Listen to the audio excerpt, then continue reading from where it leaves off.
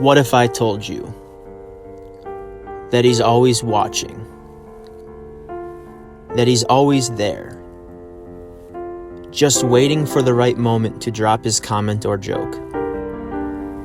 His content may be so bright it hurts your eyes. You may only see it every 18 months or every 375 years, but it's always memorable. 30 stories, 30 filmmakers, 30 years. The MFL's 30 for 30, Solar Eclipse, directed by Sheridan Scala.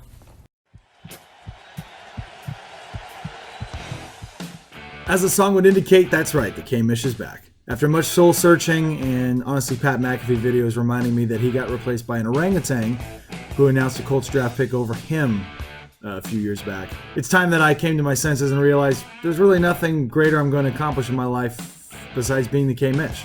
And with that said, not only do you have my word that I'm back making videos as good as they used to be and hopefully better, but no more of this tanking talk or punting to 2020. For week 8, Ron Rodriguez, you're on notice, but for the rest of you, K-Mish is back. No tanking. TD can have that to himself. Coming back for one of these this year. Reporting to you live from Marilyn and Dale's studio above the garage. Hopefully not for that much longer, but probably for the rest of the season. Week 8. Here we go. Our latest data feed will be the MFL Power Rankings with a weekly breakdown dating back all the way to 2017, although in 2017 we don't actually have the week-by-week comparison. We do for 2018 and obviously this year. And consistently the top team, and even going into 2016, even though we don't have the data, has been Taylor Davis. Despite being historically bad this year, he's still maintaining that lead. Sheridan in second place, although he didn't play with us in 2017. And rounding out the top 5 with a very close margin of difference, Kevin, Kyle, and to everyone's surprise except for his own, Cuddy. Here's a look at the current power rankings for 2019. Will continues to dominate the league at the number 1 spot. Landon, number 2, despite being ranked out of the playoffs right now, getting crushed by his schedule, and really the only person enjoying it, to be fair, capitalizing on a softer schedule, Cuddy. Let's look at some more historical data for 2018 and going into 2019 at how many times a team ranked in the top 3 out of the MFL for scoring points in a week. And as you can see, Sheridan and Kyle tied at the top, with Brad, Dean, and Ryan at the bottom. Let's look at the opposite end of the spectrum in terms of how many weeks a team finished as a bottom 3 team for points scored. Dean, the runaway favorite, at number 1 with 11. Taylor, really the only reason he's up there is because he's tanking this year.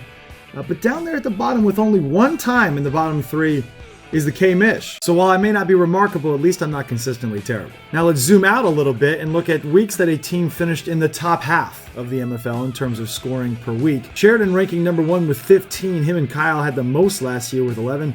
Taylor with 10 last year. If you weren't tanking, you'd probably still be up there at the top. Dean and Ryan got some work to do. Now let's bring all of it together, and apologies, boys, I know this one's a bit of an eye chart.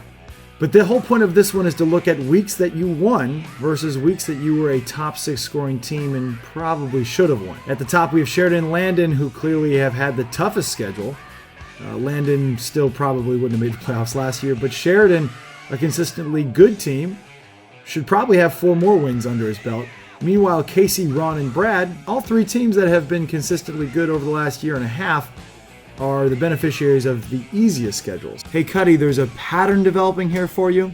Do you see it? A quick look at the standings in the low shot percentage league. Cuddy with the number 1 spot, Sheridan at 2, and Shot at 3 with Casey and Landon still fighting to make it to the playoffs.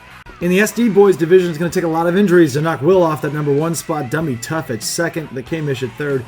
Dino and Brandon still fighting to jockey into the playoff spot, and I think Slender's given up for the season, but no, I'm not sure. All right, enough data. Let's get into the games. The first one, the tanking TD versus Dino. Oh my God, who the hell cares? In a matchup between 2 teams who are actually trying to win. Oh, wait. Slender's 2-5 and is starting Delaney Walker, who's out with no backup tight end. Interesting. Well, maybe Saquon Barkley can save the day for you, but Julio Jones versus Seattle, Tyler Boyd at the Rams. I don't even think I need to look at Brad's lineup. I'll take Dummy Tough in this one. In a battle of 3 and 4s where the Quants got this one pretty dead even, Chalupa Batman starting Alvin Kamara. That's going to have to change. He's not playing. And Brandon, who's looking at Mohamed Sanu renewed on the New England Patriots? We'll see. But Chalupa without Kamara? Is that even a team? I'll take the Crying Jordans in this one. I was late in getting the screenshot here as Dalvin Cook's already got 25.5 points going into Sunday. Landon trying to win this one and slide into that number 3 spot in the low shot percentage division. But it doesn't really matter what you do this week. Sheridan is out of the country. It's cuffing season. Christian McCaffrey's playing at San Francisco.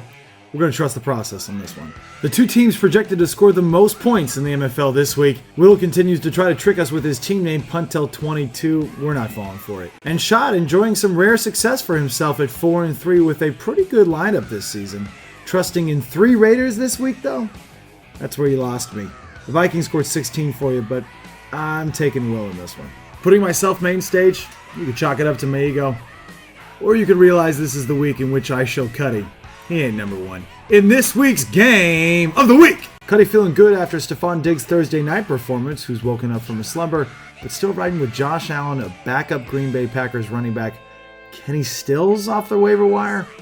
We'll see about that. Meanwhile, the K-Mish riding with Drew Brees fresh off injury. Todd Gurley, please prove you're an RB1 this week. And probably who will be my highest score, the Pittsburgh Steelers defense against the Miami Dolphins. And I'm not sure that I'm going to win, but if I don't, I'm probably going to throw a Cuddy-sized tantrum. You guys know what I mean. And in honor of all of our new data feeds, Week 8's fantasy expert advice from a non-fantasy expert coming from none other than the data whiz kid himself. Boys, when it comes to spreadsheets and giant pieces of paper, this kid can scoot. Will Coombs. MFL boys, happy end of fiscal. Since Kevin's doing all the data this week, he gave the Fighting Fizdales a call to check in, giving you a Week 8 fantasy advice from a non-fantasy expert. I'm going to give you 4 digits. Here we go. Buckle up. Write them down. 2019. What is that? 2019. That's all that matters. No one cares about 2020. I'm not looking at 2021. 2019. Okay? You got to trust your process. Since 2017, I scrapped the whole thing. Came into the league brand new guy. Scrapped the whole thing. Dropped Lamar Miller. Dropped Keenan Allen. Dropped Jarvis Landry. Gone. Building for this year. 2019, 2019. I got it tatted. I'm not going to show it to you, but I got it tatted somewhere. We'll save that for the end. 2019, okay? Trust your process. Draft guys like Travis Kelce. He's been a top 5 tight end, top 1 tight end last 4 years. Tyreek Hill, guy runs 22.77 miles an hour. That's fast. Kid can scoot, okay? Draft guys like that.